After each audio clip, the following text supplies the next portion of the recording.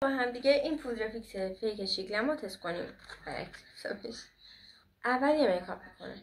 رنگش نازه.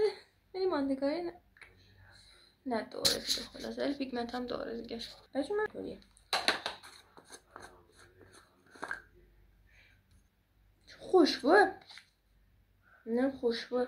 خب بچه عاشق اینم. خیلی به مثل خوب میده. وای. وای.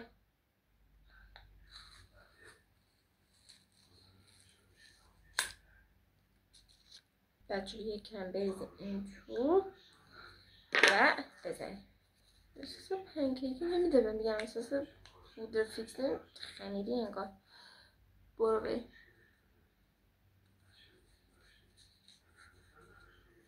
یه بار دیگه میخوام امتحانش کنم.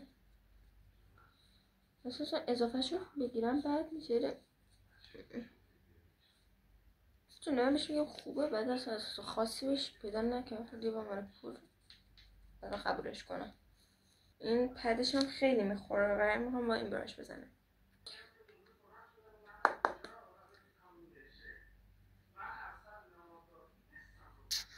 چکم مشکل از پچش بودا میدونی؟ نیمه لازم شدید. این بافتش کن. این بافت عجیبی آخه خشکه وزش هست. این خیلی خوب خورد و فکر نمیکنم که اینو دوست داشته باشم. دیگه فعلا